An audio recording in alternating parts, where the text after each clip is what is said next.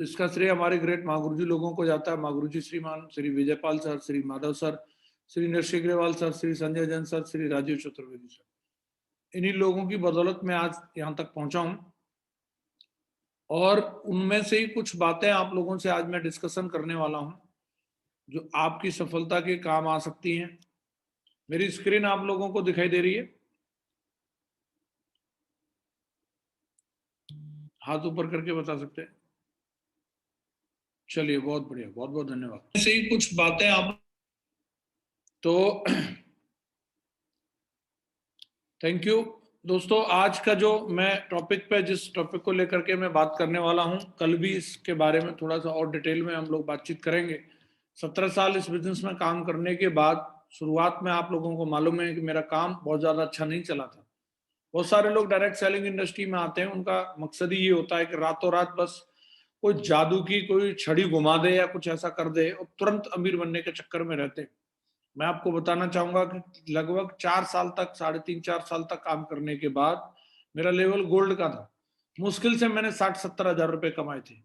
इसके बावजूद भी मैं बिजनेस के अंदर टिका हुआ था और दमदारी के साथ में काम कर रहा था। और कई लोग उस समय में, हो सकता है अगर उस एवरेज को देखते हैं, उस सक्सेस का रेशियो देखते हैं कि 3.5-4 साल में कई लोग डायमंड बनने की नीयत लेकर के आते हैं, अगर इतने समय में हम डायमंड ही बन जाएंगे। जबकि मेरे पास ना कोई बहुत बड़े चेक थे, ना कोई बहुत बड़ा अचीवमेंट था। मैं उसके बावजूद भी बिजनेस में टिका हुआ था। मेरी उस समय की अगर मैं इनकम का एवरेज लगाऊं तो 1500 रुपए महीने की इनकम का भी एवरेज नहीं था। 1500 रुपए महीने भी, उससे ज्यादा ही खर्चा हो रहा होगा, उससे ज्यादा ही मेहनत हो रही होगी। मैं चाहता था कहीं बेलदारी करता तो शायद उससे ज्यादा मिल जाता। और कई लोग ऐसे होते हैं कि उस समय पेशेंस छोड़ देते हैं, लेकिन मैंने पेशेंस के साथ में काम किया तो उसका रिजल्ट क्या निकला? अगले 1.5 साल में मैं इस बिजनेस में डायमंड बन गया। उसके अगले 8 महीने में मैं डबल डायमंड बन गया। उसके अगले 6 महीने में मैं ट्रिपल डायमंड बन गया। तो सबसे बड़ी बात क्या है कि आपको पेशेंस रखना है और पेशेंस रखते हुए हमें काम पे लगे रहना। सबसे मेन बात यह है, कई लोग पेशेंस भी रखते हैं लेकिन काम नहीं करते। लेकिन पेशेंस के साथ साथ काम भी करना जरूरी है। अब कई लोग काम भी कर रहे होते हैं लेकिन काम में भी कहीं ना कहीं एक कुछ छोटी मोटी गलतियां होती रहती हैं कि काम को सिर्फ एक फॉर्मेलिटी के लिए करना और काम को एक तरीके से करना, एक आनंद के साथ में करना, ये दोनों चीजों में एक अंतर होता है। एक फॉर्मेलिटी के लिए जैसे करना, मतलब ये मुझे मिल गया है तब मुझे करना पड़ेगा, मजबूरी में करना है। और एक होता है उस काम को बड़े तरीके से दिल से करना। तो इन दोनों चीजों में एक अंतर है। तो हमें काम जो करना है वो हमेशा आनंद के साथ में करना है। और आज का मेरा जो विषय है, मैं इसी टॉपिक को लेकर के बातचीत करने वाला हूं कि हमारे जो सिस्टम के जो जरूरी कार्य हैं उन कामों को आनंद के साथ में कैसे करें और क्यों आनंद लेना जरूरी है। तो कई लोग ड्यूटी समझ के या कई लोग इस तरीके से मीटिंग करने जाते हैं, लेकिन कुछ लोगों की मीटिंग इतनी इफेक्टिव होती है कि उनकी 10 मिनट की मीटिंग अगर मिल जाए या 10 मिनट भी अगर वो मंच पर चले जाएं तो वो माहौल बना देते हैं और लोग जो है मतलब जबरदस्त तरीके से डिसीजन लेते हैं। और कई लोग पूरे दिन गला फाड़ते रहते हैं, पूरे दिन लगे रहते हैं, इसके बावजूद भी लोगों पर कोई असर नहीं पड़ता। तो कहीं ना कहीं इन सब चीजों का एक फर्क होता है कि प्लान कर रहे हैं लेकिन प्लान में किस तरीके का हमारा भाव है, किस तरीके की नियत लेकर के हम काम कर रहे हैं। फॉलोअप पे जा रहे हैं लेकिन किस तरीके से जा रहे हैं। कई लोग मीटिंग में आ रहे हैं लेकिन किस तरीके से आते हैं मीटिंग में, बोले हाँ जी आ गए मीटिंग में। कई लोग जूम मीटिंग अटेंड करते हैं, बोले मैंने तो 20 जूम मीटिंग अटेंड कर ली, हाँ जी मैंने इनको भी सुन लिया, और बताओ और क्या करूं। तो कहीं ना कहीं हमें इस चीज को समझना है कि फॉर्मेलिटी के लिए काम नहीं करना है। काम जो हम लोगों को करना है उस काम को आनंद के साथ में करना है, आनंद के लिए उस काम को करना है। तो आनंद का क्या मतलब है और आनंद का मतलब क्या कहना चाह रहे हैं हम, उस चीज को समझिए। तो कोई नई ऐसी बात नहीं हम लोग बता रहे, ऑलरेडी हमारी ट्रेनिंग का, हमारे सिलेबस का ये पार्ट है। और कई बार हम इन चीजों को नहीं समझ पाते। ये स्लाइड मैंने, आप लोगों ने सबने देखी होगी जब से हम लोग इस बिजनेस में आए। 3 थिंग्स गिव यू 100% सक्सेस। 3 चीजों के बारे में बताया जाता है कि जो आपको 100% सफलता दिला सकती है। तो उसमें सबसे पहली चीज, 90% जिस चीज का नाम लिखा है वो है यहाँ पे एक्साइटमेंट के बारे में बोला है। सारे लोग एग्री कर रहे हैं? तो एक्साइटमेंट को 90% रखा गया है। दूसरी चीज जो यहाँ रखी है 8% टेक्निक और 2% फाइन ट्यूनिंग। हर एक चीज का अपने आप में एक अपना रोल है, लेकिन यहाँ 90% जिस चीज को रखा है वो है एक्साइटमेंट को रखा गया है। मैंने भी इस तरीके से देखा, बहुत ज्यादा विचार किया इस चीज के बारे में, एक्साइटमेंट का मतलब क्या, एक्साइटमेंट बोले तो क्या। तो कई लोग एक्साइटमेंट का मतलब समझते हैं जोर से चिल्लाना, जोर से ताली बजाना, बढ़िया एकदम परफ्यूम परफ्यूम मार के रहना। हाँ, ये भी एक तरीका हो सकता है कि आप कितने बेहतरीन जोर से ताली बजाते हैं, कितने बढ़िया अच्छे रिस्पॉन्स देते हैं, कितनी बढ़िया प्रेजेंटेशन देते हैं। ये भी एक सूचक हो सकता है कि आप जोश में हैं, तो कैसे पता चलेगा। तो तेज बोलना भी एक सूचक हो सकता है। लेकिन मैं ऐसे भी लोगों को जानता हूं कि वो मंच पे आकर के बहुत ज्यादा चिल्लाते नहीं है, बहुत ज्यादा हु हा नहीं करते, इसके बावजूद भी उनके पास बहुत जबरदस्त अचीवमेंट है। वो बहुत ज्यादा मतलब बाकी अगर आप देखेंगे टिप टॉप के चक्कर में नहीं रहते, लेकिन इसके बावजूद भी उनके पास बहुत ज्यादा अचीवमेंट है। तो सही मायने में एक्साइटेड वो है या नहीं है? जोर से चिल्लाना एक्साइटमेंट की निशानी नहीं है। तो एक्साइटमेंट का मतलब क्या है? एक्साइटमेंट का मतलब होता है आनंद। एक्साइटमेंट का सही मायने में मतलब होता है कि आप जो काम कर रहे हैं उस काम के प्रति आपके अंदर वो जोश रहना चाहिए, वो उमंग रहनी चाहिए, उमंग रहनी चाहिए। मीटिंग चाहे 5 बजे हो, चाहे मीटिंग सवेरे 3 बजे हो, लेकिन मीटिंग को लेकर के उमंग होनी चाहिए। अब कई लोग जुड़ते हैं, लेकिन जुड़े हैं लेकिन अब उसमें वीडियो चालू नहीं है उनका, तो उमंग नहीं है। लेकिन मैं ये कहूंगा उनसे बढ़िया है जो जुड़े ही नहीं। अब कई लोग जुड़े हैं, लेटे हैं, तो काम कर रहे हैं, लेकिन काम को करने का कहीं ना कहीं वो एक जो जुनून जो होना चाहिए उस तरीके से, वो एक अंदर से जो एक दीवानगी होनी चाहिए वो नहीं होती। एक्साइटमेंट का मतलब जो मैंने समझा, आज से पहले की अगर मैं बात करूं, आनंद की अगर मैं बात करूं, तो शुरुआत में जैसे कि मेरे करियर की स्टार्टिंग हुई, तो जब मैं पढ़ाई कर रहा था तो फिर मम्मी पिताजी ने, सबने, जैसे सबके माँ बाप समझाते हैं, मेरे भी माँ बाप यही समझाते थे, भाई दम लगा करके पढ़ो, और पढ़ लोगे अच्छे तो अच्छी नौकरी लग जाएगी, जिंदगी सेट हो जाएगी। सारे माँ बाप यही समझाते हैं, सब मेरे भी माँ बाप यही समझाते थे। तो मैंने भी पढ़ाई लिखाई करी, पढ़ रहा था, लेकिन पढ़ने में ज्यादा आनंद नहीं आया। आनंद नहीं आया, मेरी परफॉर्मेंस को देखते हुए समझ गए, बोले इससे मैं अगर आनंद नहीं आ रहा तो चलो भाई दूसरा काम करो कुछ। तो उन्होंने खेती बाड़ी में लगा दिया। तो खेती बाड़ी में जब मैं खेत में काम करने लगा, तो खेत में भी काम करने में जो खेत के काम होते हैं, हो सकता है कुछ लोगों को उनमें उन चीज उसमें भी बहुत आनंद आता हो, लेकिन मुझे उसमें भी आनंद नहीं आया। भैंस नवाओ, तो उसमें भी आनंद नहीं आया। तो अगर वो खेत वाला काम नहीं करेंगे, फावड़ा नहीं चलाएंगे, दरांती नहीं चलाएंगे, तो फिर वहां पे सफल नहीं हो सकते। आनंद नहीं आया तो फिर बोले क्या करोगे अगर इसमें आनंद नहीं आ रहा। तो मुझे लगा यार ये दुकानदार जो लोग होते हैं ये आराम से पंखा चला के बैठे रहते हैं और इनके पास बढ़िया पैसे आते रहते हैं, इनको कुछ कहीं पसीना नहीं बहाना, ना रात बेरात किसानों की तरह ऐसे भागने दौड़ने की जरूरत पड़ती है। बोले मैं दुकान खोल लेता हूँ। तो दुकान मतलब कोई पिताजी बहुत बड़ा शोरूम तो खुलवाने वाले थे नहीं, 15-20 हजार रुपए लगा करके गाँव में एक छोटी सी दुकान खुलवा दी। अब जब मैं दुकान चला रहा था, तो अब दुकान के लिए भी बहुत मेहनत करनी पड़ती थी। सामान लेने के लिए जाओ, साइकिल पर ढो ढो करके लाना पड़ता था, क्या धूप है क्या बरसात है, वो सारी चीजें भी झेलनी पड़ती थी। और वो मारामारी करने के बाद में भी मुझे समझ में आ गया इसमें भी कोई आनंद नहीं है। तो वो भी मैंने छोड़ दिया। अभी मैंने बोला कि इसमें भी आनंद नहीं आ रहा, तो उन्होंने दूध डेयरी खुलवा दी मुझे, बोले ये वाला काम कर लो। वो और ज्यादा मुश्किल था, सुबह 5 बजे 4 बजे उठना और रात के 12-1 बजे तक लगे रहना, बहुत मेहनत का काम था। लेकिन एक जो सोचते थे कि भाई इसमें से ये हो जाएगा वो हो जाएगा, इतना पैसा आ जाएगा, वो भी कुछ हुआ नहीं, तो उसमें भी आनंद नहीं आया। मेरा, मैं कहूंगा मेरी किस्मत अच्छी थी, परमात्मा का आशीर्वाद था कि मुझे जिंदगी में एक और मौका मिला। बहुत सारे लोगों को बहुत ज्यादा मौके नहीं मिलते। मैं कहूंगा कि कहीं ना कहीं पिछले जन्म में कुछ अच्छे कर्म किए होंगे कि मुझे एक और मौका मिला, और वो शिप्स ऑफ कंपनी का प्लान देखने की अपॉर्चुनिटी थी। शिप्स ऑफ कंपनी का प्लान देखने के लिए जब मैं आगरा में गया, पहली मीटिंग जब मैंने अटेंड करी, तो मैं आपको दिल से इस चीज को बता रहा हूँ कि जो माहौल मैंने वहां पे देखा, फर्स्ट इंप्रेशन में मैंने जिस चीज को देखा कि लोग बढ़िया टाई टुई लगा करके, बढ़िया दमदार ब्राजील का म्यूजिक बज रहा है और आनंद के साथ में वो बढ़िया नाच रहे हैं, गाना गा रहे हैं, टेस्टमनी दे रहे हैं, और उन लोगों को देख करके, उनके जोश जुनून को देख करके मुझे भी आनंद आ गया पहली मीटिंग में। मैंने यार ये काम बढ़िया है, ये कर लेते हैं। और मैंने सेप शॉप काम को करने की शुरुआत करी, और इसके जितने भी मेरे अनुभव रहे, चाहे वो मैं पहली डायमंड शिप देखने के लिए गया तो उस डायमंड शिप को देख करके दिल गार्डन गार्डन हो गया, इतना नाचे, इतने कूदे, इतना हल्ला मचाया, आनंद आ गया।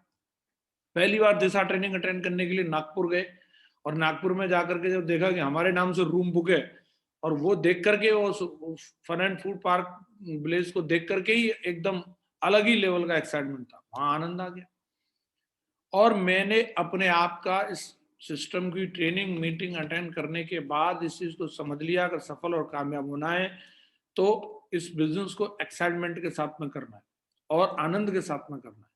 वो दिन है कि ये दिन है, आज तक 17 साल हो गए मुझे, आज तक सेफ शॉप को करने के लिए, सेफ शॉप की किसी भी मीटिंग में जाने के लिए, मैं 18 साल का था जब बिजनेस के अंदर आया, आज तक का रिकॉर्ड मैं आपको बता रहा हूं, मेरे घर वालों को कभी सेफ शॉप की मीटिंग के लिए मुझे समझाना नहीं पड़ा, कभी मोटिवेट नहीं करना पड़ा, कभी जगाना नहीं पड़ा कि जाओ खेत में पानी लगाने के लिए उनको 25 बार मोटिवेट करना पड़ता होगा कि भाई जाओ खेत पे जाना है।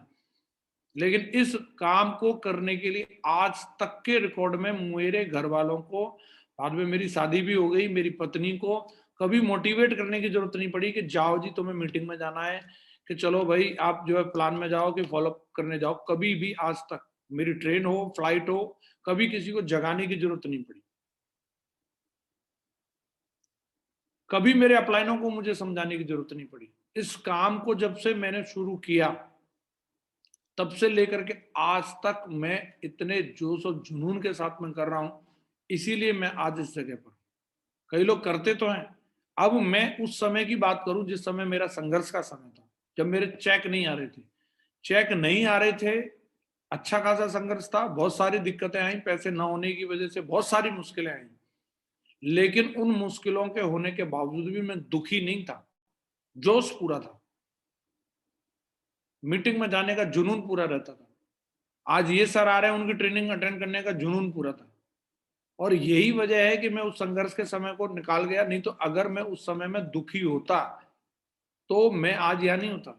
दुखी नहीं था, मैं छोड़ देता अगर दुखी होता तो कहीं ना कहीं जो भी मुश्किलें रही, जो भी परेशानी रही, जो भी सारी चीजें रही, वो कोई भी दिक्कत को सामना कर गए केवल एक वजह से कि हम इस बिजनेस को, इस काम को लेकर के बहुत एक्साइटेड थे। आपको भी अगर इस बिजनेस के अंदर कामयाब होना है, सफल होना है, तो ये मैं आपको जो इस सिस्टम की तरफ से, इस कंपनी में आने के बाद, बहुत सारी किताबों को पढ़ने के बाद जो मुझे समझ में आया है, ये 2 लाइन आप लोगों को मैं कहना चाहूंगा कि जो काम आपको मिला है, या तो उस काम में आनंद लेना शुरू कर दो, या जिस काम में आपको आनंद आता है वो काम शुरू कर दो। जो चीजें हैं जिसमें आपको इंटरेस्ट आता है, या तो जो कर रहे हो उसको आनंद के साथ करो, या फिर जिसमें आनंद आता है उस काम को ढूंढ लो, कौन सा काम है जिसमें आपको आनंद आता है। तो कहीं ना कहीं ये सफल होने का सबसे बड़ा मंत्र है कि हमें अगर अपनी जिंदगी में कामयाब होना है तो अपने आनंद का पीछा करें। आनंद का पीछा करेंगे तो ही हम कामयाब हो सकते हैं। जबरदस्ती करके कोई आपको कामयाब नहीं बना सकता। वो काम आप दिल से करेंगे, उमंग से करेंगे, मस्ती के साथ करेंगे तो आपको उसके अंदर कामयाबी मिलेगी। अब यहाँ पे कंडीशन ये है कि आनंद भी लोगों को अलग अलग चीजों में आ सकता है। जब आनंद की बात आई है तो, लेकिन जिस चीज में आपको आनंद आए उस काम के आपको पैसे भी मिलने चाहिए। अब आनंद का पीछा करने की बात करें तो कई लोगों को तो सोने में बहुत आनंद आता है, लेकिन क्या इस काम का आपको पैसा मिल सकता है? दिन भर इंटरनेट पर लगे रहते तो क्या आपको इस काम का पैसा मिलता है? तो आनंद भी ऐसी चीज में आना चाहिए कि जिस काम को करने के आपको पैसे मिले। और दुनिया में कई लोग काम जो मिला रहता है उस काम के बारे में भी इस तरीके की राय रखते हैं, इस तरीके की सोच रखते हैं कि भाई इससे कौन सा मैं रतन टाटा बन जाऊंगा। हाँ, बात सही है आपकी, हर कोई आदमी को एक ही काम नहीं मिल सकता, लेकिन हर काम के अंदर पोटेंशियल होता है कि उसमें हम ऊंचाइयों पर पहुंच सकते हैं। मैं एग्जाम्पल के लिए मैंने कुछ तस्वीरें लगाई हैं, अगर आप इन लोगों को देखेंगे, इन सभी लोगों का क्षेत्र अलग अलग है, लेकिन इन्होंने जो भी अपने क्षेत्र में काम किया उस काम को बड़े आनंद के साथ में किया। अब कई लोग इन सब चीजों को करते तो हैं, कई लोगों को हो सकता है म्यूजिक पसंद हो, लेकिन अब वो इतना बेकार बजाता है कि उसको कोई साला दो झापड़ ना दे तो उसका फायदा क्या है। किसी को डांसिंग पसंद है, मेरे को नाचने में बहुत आनंद आता है, लेकिन ढंग का नाचता ही नहीं है। और जो ढंग का नाचेगा नहीं तो तुझे कौन पैसे देगा? तो आप देखिए, जो व्यक्ति यहाँ पे रतन टाटा साहब की भी फोटो लगी है, बच्चन साहब की भी फोटो लगी है, तेंदुलकर साहब की भी फोटो लगी है, नीरज चोपड़ा साहब की भी फोटो लगी है, और यहाँ पे विश्वनाथ आनंद जी की फोटो लगी है, और यहाँ पे ए.आर. रहमान साहब की फोटो लगी है, माधुरी दीक्षित जी की फोटो लगी है, और भी आप बहुत सारी तस्वीरें यहाँ पे अलग अलग क्षेत्रों की लगा सकते हैं। कोई पेंटिंग के अंदर एम.एफ. हुसैन बन गया, कोई कुछ बन गया, कोई कुछ बन गया। तो अगर आप इन लोगों को देखें और समझें, इनके क्षेत्र अलग अलग है, लेकिन इन्होंने जो भी किया, बच्चन साहब ने अगर एक्टिंग की तो ये सोच के नहीं किया टाटा वाला काम नहीं मिला मुझे, रतन टाटा जी वाला काम होता तो अलग ही मजा होता, लेकिन उन्हें जो मिला लाइट कैमरा एक्शन, तो वो शुरू हो गए दमदारी के साथ, और उसी क्षेत्र में उन्होंने झंडे गाड़ दिए। तेंदुलकर ने ये नहीं सोचा यार बच्चन साहब वाला काम नहीं मिला, ये बल्ला घुमाने वाला मिला है, लेकिन उन्होंने बल्ला घुमाया पूरी दमदारी के साथ, और उसी के दम पर पूरी दुनिया में झंडे गाड़ दिए। तो इस बात को नीरज चोपड़ा ने नहीं सोचा कि भाई सचिन तेंदुलकर वाला काम मुझे क्यों नहीं मिला, बल्ला घुमाने वाला। उन्हें भाला फेंकने का मौका मिला तो उन्होंने भाला फेंका पूरी दमदारी के साथ में। तो विश्वनाथ आनंद ने, आप देखिए, चेस के अंदर ही मीटर तान के दिखा दिया। तो जो आपको मिला है, ए.आर. रहमान ने म्यूजिक के माध्यम से पूरी दुनिया में नाम करके दिखाया, दो दो एक ही सॉन्ग के लिए दो दो ऑस्कर अवार्ड जीत करके दिखाए। माधुरी दीक्षित को देखिए, उन्हें डांस पसंद है, तो उन्होंने डांस को इतनी शिद्दत से किया, इतनी शिद्दत से किया, आज पूरी दुनिया में नाम कमाया। तो कहीं ना कहीं हमारे साथ में समस्या क्या रहती है कि पसंद किसी चीज को करते हैं, काम कोई और कर रहे होते हैं, और उसके बाद में फिर रो धो करके वो सारी चीजें चलती रहती है। तो कहीं ना कहीं या तो जो कर रहे हो उसको पसंद करना शुरू करो, या जो पसंद है उसको ढूंढ लो, और कंडीशन एक ही है कि उस काम के आपको पैसे भी मिलने चाहिए। अगर कर रहे हैं बोले पसंद वाला काम है, बोले मैं लिखता हूँ, मेरे को राइटिंग बहुत पसंद है, मैं कवि हूँ, लेकिन उसकी कविता पे कोई 11 रुपए ना दे, तो ऐसे कवि होने का भी क्या फायदा है। ऐसे बहुत सारे लोग अपने टाइम को इधर उधर फालतू की चीजों में वेस्ट करते रहते हैं। तो अच्छा ये रहेगा कि जो काम हमें मिला है उस काम को हम इतनी शिद्दत से करें, उस काम के अंदर ऊंचाइयां हैं। मैंने इन लोगों की तस्वीर इसलिए लगाई कि एक ही क्षेत्र में पोटेंशियल नहीं होता कि कामयाब होने के लिए भाई इसी क्षेत्र में कामयाब होंगे, बहुत सारे क्षेत्र होते हैं। तो डायरेक्ट सेलिंग भी उनमें से एक है। आज आपको मौका मिला है, आप इस क्षेत्र में भी काम करके ऊंचाइयों को हासिल कर सकते हैं, आप अपने जीवन में कामयाब हो सकते हैं।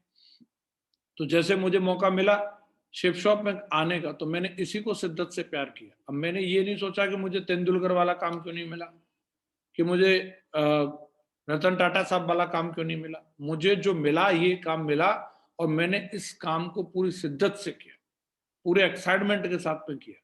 तो कहीं ना कहीं ये काम आप लोगों को भी मिला है। अब आप इसमें कितना इंटरेस्ट डालेंगे, जो हमारे जरूरी काम है उतने ही इंटरेस्ट के हिसाब से आपको सफलता मिलने वाली है। तो जो हमारे काम है, उन कौन कौन सी चीजें हैं, माँ गुरु जी लोगों ने ऑलरेडी हमें बता रखी हैं, समझा रखी हैं, कि हमारे जो 8 स्टेप होते हैं, इन्हीं 8 कामों से हम लोगों को बड़ी सफलता मिलने वाली है। तो जिसमें ड्रीम है, लिस्ट है, इन्विटेशन है, शो द प्लान है, फॉलो अप है, 100% यूजर है, बी ए टीम प्लेयर है, टेप बुक फंक्शन है। इन 8 बातों के अंदर ही पूरा सब कुछ समाया हुआ है। तो इन 8 चीजों को करना, और एक आनंद के साथ में करना। मैं आज तक का आपको बता रहा हूं कि जो जो भी काम मुझे करने के मौके मिले हैं, उस काम को पूरी दमदारी के साथ में, बड़ी उमंग के साथ में किया। कभी भी ये नहीं कि भाई ये काम छोटा है। मैं आपको स्टार्टिंग की एक चीज बताना चाहूंगा कि जब शुरुआत में हम लोग अपने आगरा के पास में हमारा जो टाउन था सादाबाद, वहां पे हम लोग काम करते थे। तो वहां शुरुआत में वेन्यू लॉन्च हुआ। तो जब वेन्यू लॉन्च हुआ तो वहां पे अलग अलग लोगों को अलग अलग जिम्मेदारी मिली। तो कोई अच्छे वक्ता थे तो उनको स्टेज पे प्लान लेने की जिम्मेदारी मिली, कोई कुछ थे तो उनको अलग कोई अलग अलग जिम्मेदारी मिली। तो मैंने भी अपना उसमें नाम लिखाया, भाई मेरे को भी कुछ जिम्मेदारी मिलनी चाहिए। तो मुझे जो जिम्मेदारी मिली वो थी प्रोजेक्टर लगाने की, और सबसे पहले आना है, आकर के पानी वानी देखना है। तो मुझे नहीं मालूम उन्होंने मुझे क्या सोच करके ये जिम्मेदारी दी। मेरा कोई आईटी का फील्ड नहीं था, कुछ ऐसा मुझे नॉलेज नहीं थी, पर लेकिन जो भी उनको लगा होगा जिम्मेदारी दी है तो बस इसको निभाना है। मैं आपको बता रहा हूँ कि वो काम इतनी शिद्दत से मैं करता था कि कोई ट्रेनिंग में लेट हो जाए, लेकिन मैं लेट नहीं होता था, क्योंकि मुझे मालूम था अगर मैं प्रोजेक्टर लेकर के टाइम पर नहीं पहुंचूंगा तो मीटिंग टाइम पर शुरू नहीं होगी। और मेरे को टाइम पर पहुंचना, जाकर के सारी चेयर्स वगैरह देखना, जिस वेन्यू के अंदर मीटिंग होती थी वहां पे कोई ज्यादा नौकर चाकर रखते नहीं थे वो अपने, तो कहीं ना कहीं वो कुर्सियां भी खुद ही लगानी पड़ती थी। सबसे पहले जो बंदा पहुंचा फिर उसी का काम है। उसके बाद में कहीं ना कहीं फिर उनको पहुंचना भी पड़ता था, धूल धाल रहती थी, रोड के किनारे वेन्यू था, पानी समरसेबल से भरना, फिर प्रोजेक्टर लगाना। इस काम में मुझे कभी भी ऐसा नहीं लगा कि ये काम मैं कोई छोटा काम कर रहा हूँ या मैं ही क्यों करूँ, मुझे ही ये काम क्यों दिया है कि सबसे पहले आओ और ये सब करो। मैं पूरे दमदारी के साथ, पूरे आनंद के साथ, पूरे जुनून के साथ मैं ये काम करता था। और जब मैं ये काम करता रहा तो इसका फायदा क्या हुआ? फायदा ये हुआ कि मैं हर ट्रेनिंग में प्रेजेंट रहा। हर ट्रेनिंग में प्रेजेंट रहा तो जो लोग कभी आते थे कभी नहीं आते थे, उन लोगों से मेरी नॉलेज ज्यादा रही। जब मेरी नॉलेज ज्यादा रही तो जब उसके अगले लेवल की जिम्मेदारी की बात आई तो उसमें नाम सबसे ऊपर मेरा था। चाहे वो प्लानर बनने की बात हो, चाहे वो ट्रेनर बनने की बात हो, चाहे किसी भी चीज की बात हो। तो आप कहेंगे कि जिम्मेदारियां ही मिली, केवल जिम्मेदारियां नहीं, सफलता भी मिली। महागुरु जी श्री विजयपाल सर के बाद जब डायमंड बनने की बारी आई तो उस टाउन के अंदर, अपने सादाबाद के अंदर, अगला डायमंड भी मैं ही था। तो जब आप किसी भी काम को शिद्दत से करते हैं तो उसके रिवार्ड्स भी आपको दमदारी के साथ में मिलते हैं। तो काम कोई भी छोटा नहीं है। अब छोटे समझ के ही कई बार हम उन चीजों को अवॉइड कर देते हैं, और छोटे काम समझ के ही कई बार हम उन चीजों को महत्व नहीं देते।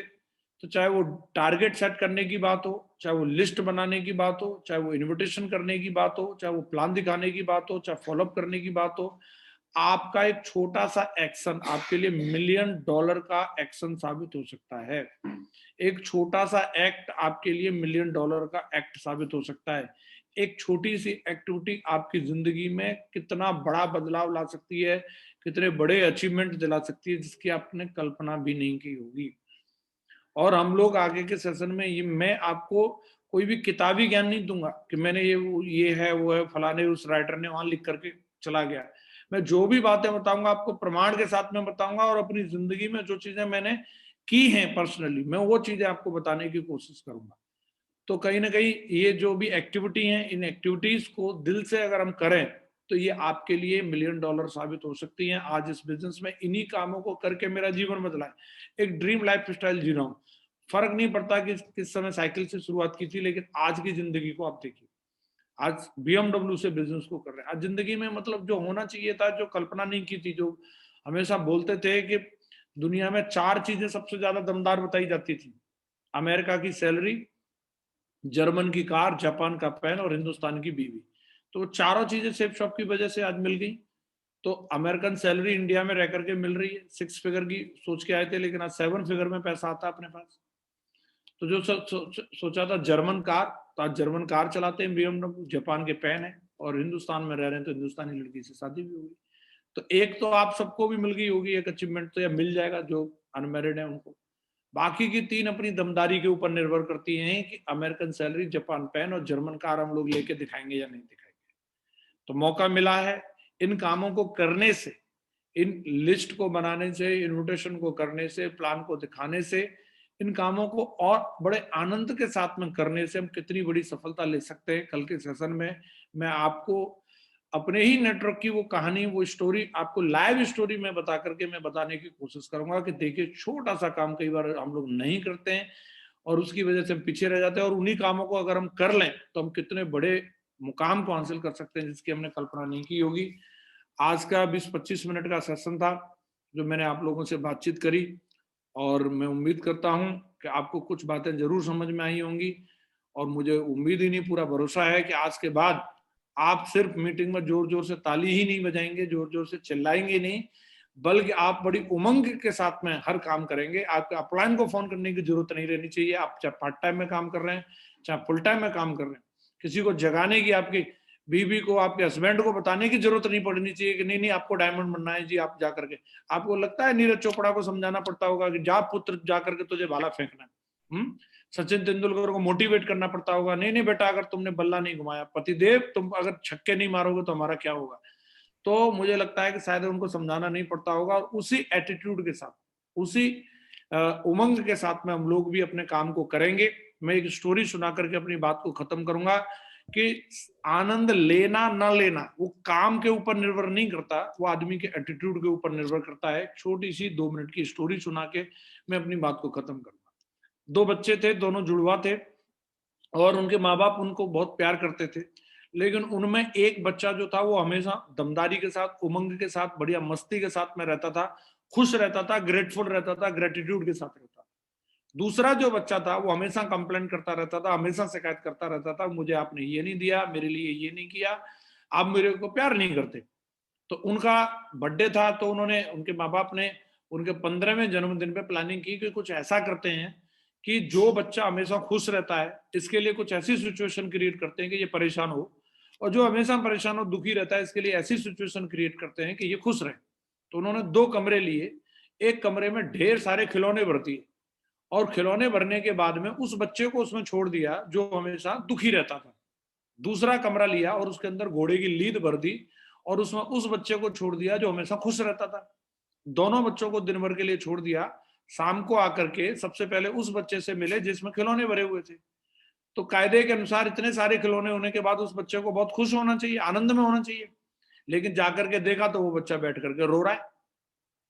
उसको रोने का कारण पूछा कि तुम रो क्यों रहे हो, तुम्हें खिलौने पसंद नहीं आए? तो उसने बोला, रो इसलिए रहा हूं कि अगर मैं इन खिलौनों से खेलूंगा तो इनमें कोई खिलौना टूट भी सकता है, टूट जाएगा तो मेरे चुभ जाएगा, चुभ जाएगा तो मेरे खून निकलेगा, खून निकलेगा तो डॉक्टर मेरे सुई लगाएगा, तुम लोगों ने मेरे मरने का इंतजाम कर दिया, इसलिए मैं दुखी हूं और रो रहा हूं। और उनके इंटेंशन पे सवाल करने लग गया और दुखी होकर के बैठा था। अब जाकर के उन्होंने दूसरे वाले बच्चे के पास में गए जिसके कमरे में घोड़े की लीद भरी हुई थी, सोचा कि ये तो बहुत परेशान होगा, लेकिन जाके देखा तो वो बच्चा वहां पर नाच रहा था, गा रहा था, आज फट्टे चक लेने दे, ओए बल्ले बल्ले, मजे आ गए। उनको समझ नहीं आ रहा, बोले यार ये घोड़े की लीद वाले कमरे में भी इतना एक्साइटेड कैसे हो रहा है। उसको पूछा, तुम इतने जोश में क्यों, तुम्हें क्या मिल गया? बोला, जोश में होने की तो बात ही है, इतनी सारे की घोड़े घोड़े की लीद अगर यहाँ पे लेके आए हो तो पक्का नजदीक में कोई अस्तबल है, और मुझे उस अस्तबल में जाना है, मैं तो आप लोगों का इंतजार कर रहा था कि कब आप आओगे और मुझे वहां जाकर के घोड़े के बच्चे के संग खेलना है, और इसी के लिए मैं एक्साइटेड हो रहा था। तो उसने उस नेगेटिव सिचुएशन में भी पॉजिटिव चीज को ढूंढ लिया। तो आनंद का जो विषय है वो परिस्थिति में नहीं है, वो हमारे एटीट्यूड में। कई लोग परिस्थिति को आदर्श होने के, बोले सारे अपलाइन दमदार हो जाए, मेरी डाउनलाइन बहुत आज्ञाकारी हो जाए, फिर क्या मतलब, तेरा क्या मतलब, तेरे चेहरे पे काय के लिए ताज सजेगा, फिर तू कौन है, तुझे काय के लिए लोग माला पहनेंगे? तुझे जब सारे अपलाइन ही दमदार हो गए, सारे डाउनलाइन दमदार हो गए, सब सामने से आके डीडी दे रहे, हाँ जी भाई साहब कहाँ है, डायमंड जी कहाँ है, उनको डीडी देनी थी मुझे, 100 डीडी आ गई, 500 डीडी आ गई, 1000 डीडी आ गई, फिर आपकी काय की टेस्टिंग है? परिस्थिति हमारे हिसाब से हो या ना हो, सिचुएशन हमारे हिसाब से हो ना हो, हम फिर भी उनमें मजे ले सकें। हमारे ग्रेट महागुरु जी हमें हमेशा समझाते हैं, हमारे शेफ शॉप के टाइगर ऐसे दमदार होते हैं कि उनको डांस करने के लिए डीजे का होना जरूरी नहीं है, वो जनरेटर की आवाज पे भी डांस कर सकते हैं, और जो जनरेटर की आवाज पे डांस कर सकता है, समझ लो उसने आनंद का सही जगह ढूंढ ली है, उसने उस जगह को पहचान लिया, उस सीक्रेट को पहचान लिया। तो आप इस चीज को समझने का प्रयास करें। शेष बातें हम लोग कल करेंगे। मैं ग्रेट महागुरु जी का